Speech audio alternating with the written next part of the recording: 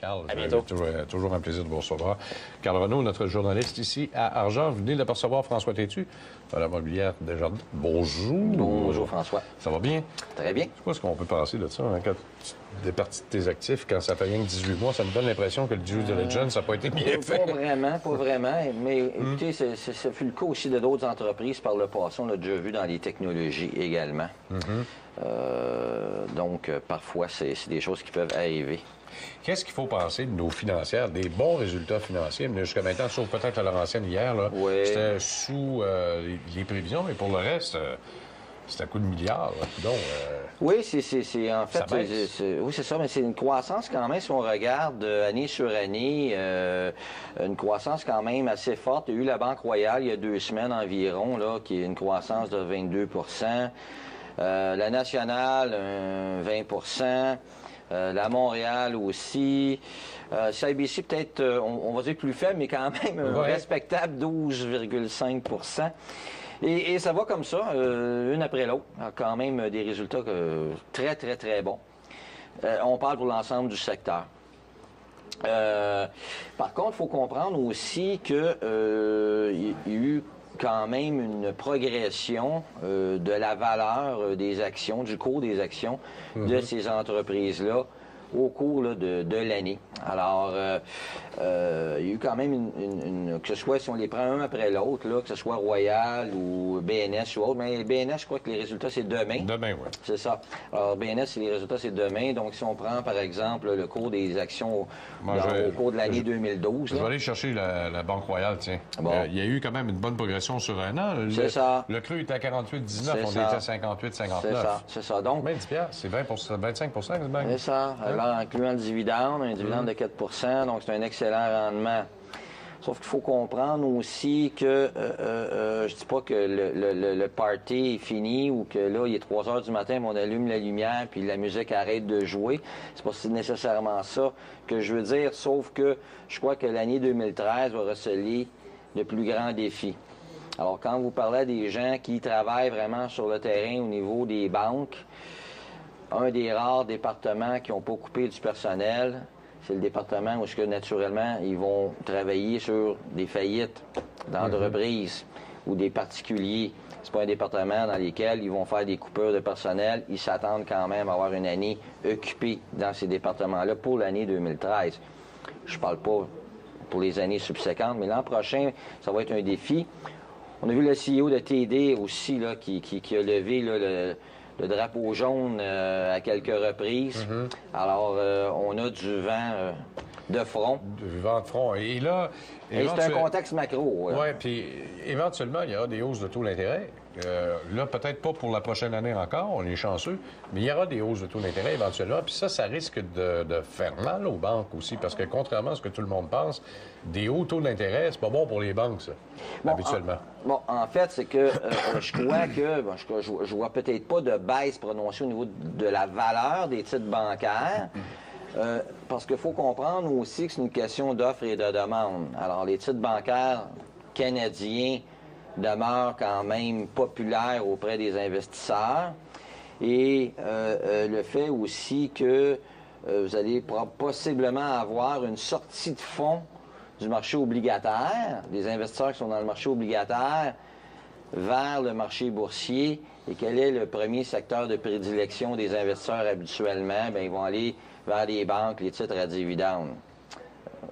C'est une hypothèse là, que je pose ici là, pour peut-être dans 12 mois, peut-être des 12 à 18 prochains mois. Donc, ça va peut-être venir contrebalancer cet effet-là que vous parlez actuellement. Bon, bien, en tout cas, on va surveiller ça de très près. Mais il faut compter quand même le dividende. Oui, effectivement. Et quand je regarde le secteur financier en tant que tel, c'est un secteur qui a quand même progressé de près de 300 points sur 1490. Donc, on parle d'une augmentation de 20 minimum.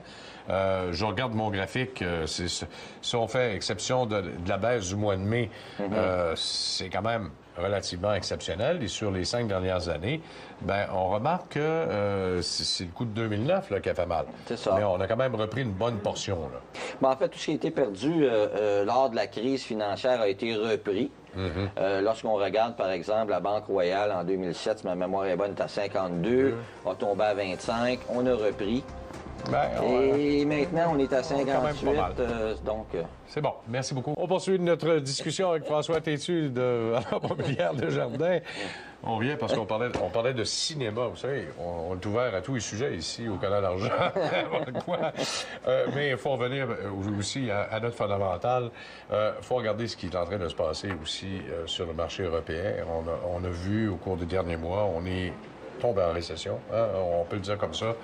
Banque centrale européenne a bien beau dire qu'on va aider, on continue. Eux aussi vont imprimer de l'argent, ils n'ont pas le choix. Il faut qu'ils fassent comme tout le monde.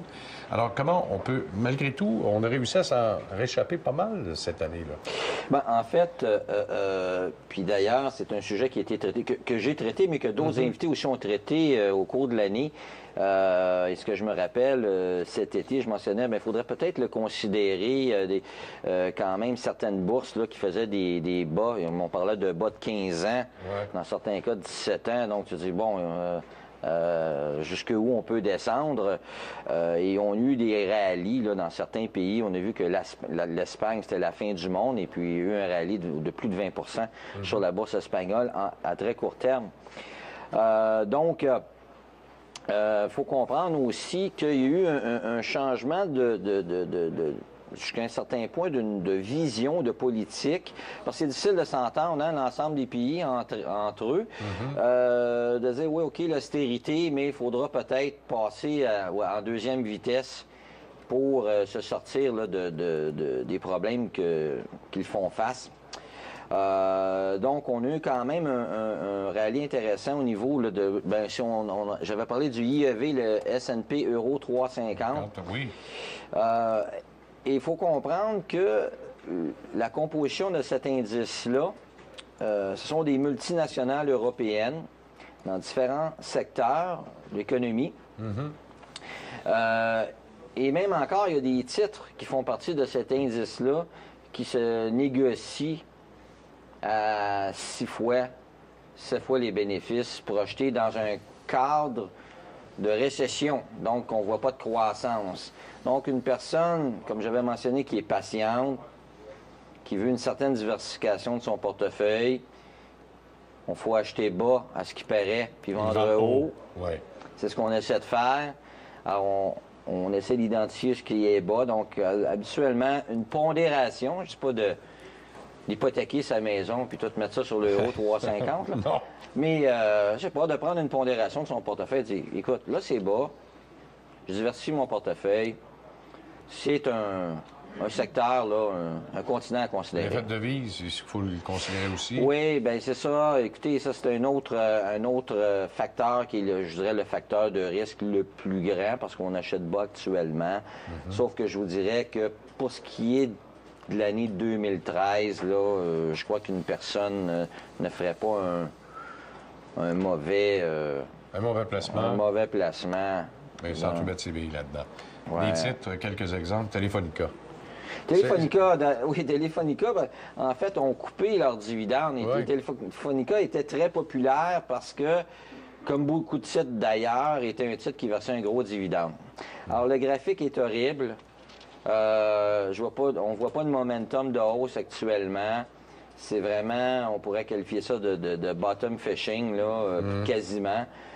Sauf que qu'est-ce qu'il faut comprendre, c'est qu'on a une entreprise qui a souffert du fait qu'elle était basée en Espagne. Taux de chômage de 25 en Espagne. Ils sont au Portugal, ça va pas mieux. Alors, ils sont sur le continent européen, mais qu'est-ce que souvent les gens oublient, c'est que leurs opérations en Amérique du Sud vont quand même bien. Brésil, Mexique, etc., quand même viennent contrebalancer l'effet des pertes de revenus en Europe. Donc, le titre a fortement corrigé. Étranger, j'ai vraiment des ratios là, assez bas. Puis on observe non seulement qu'il est en train de baisser, mais on voit aussi que le volume est en diminution nette depuis déjà un bon moment. Là.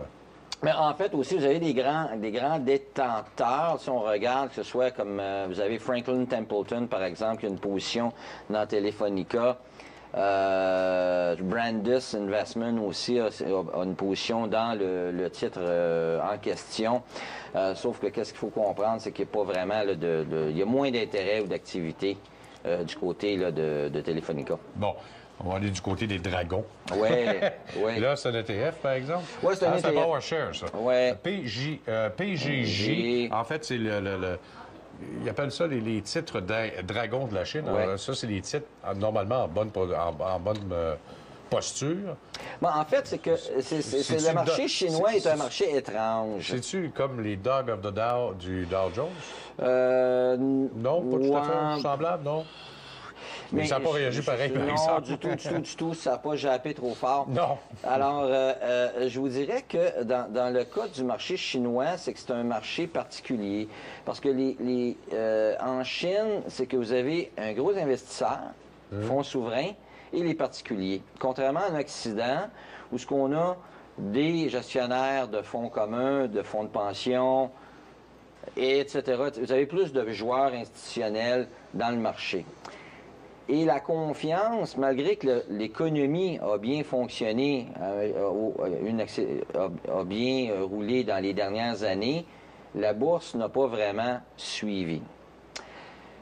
Les particuliers là-bas, les investisseurs au détail, aux particuliers, sont frileux par rapport à la volatilité. Et puis sont gambleurs pas mal aussi. Effectivement, en plus. Donc, dans un contexte semblable, moi, je crois que, par exemple, une personne qui prend une position sur le continent chinois, parce que là, on est quand même loin de 2009. Ça fait 3 ans qu'on est dans un marché baissier, un bear market au niveau de la Chine.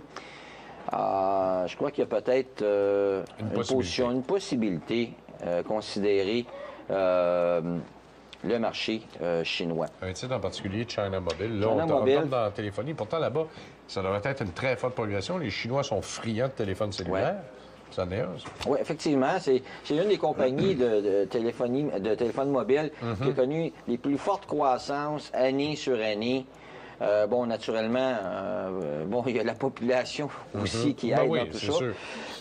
Donc, China Mobile qui, année sur année, a connu une forte progression là, de son nombre d'abonnés, qui représente 8 à 9 du PowerShare Golden Dragon. Ouais. Alors, on voit ce titre-là quand même qui a performé de façon correcte.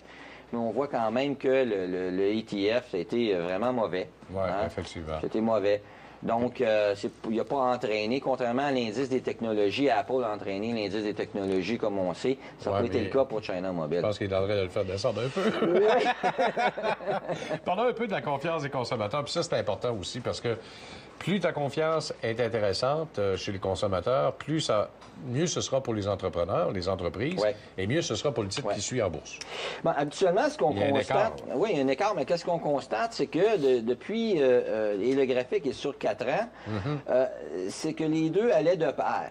Hein? Alors, la confiance des consommateurs, puis au niveau des entrepreneurs, des entreprises, les deux allaient de pair. Sauf que depuis environ 18 mois, il y a une divergence entre les deux. La confiance des consommateurs est revenue au rendez-vous.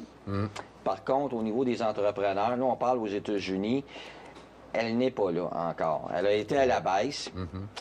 Alors, c'est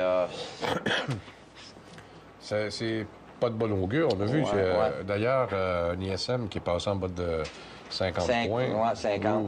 C'est ça. C'est pas bien bon, ça. Ouais. Alors, pondération, c'est quoi la meilleure classe d'actifs pour... Oui, mais ça, c'est un sondage effectué par Credit Suisse First Boston auprès de les 650 plus importants gestionnaires de fonds au monde.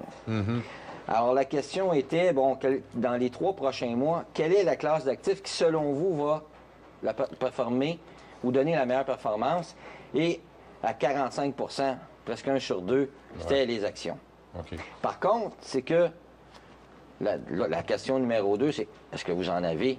Tout à l'heure, on regardait China Mobile, le volume. On dit, bien, il n'y a pas de volume. Bien, il faut que la confiance soit là.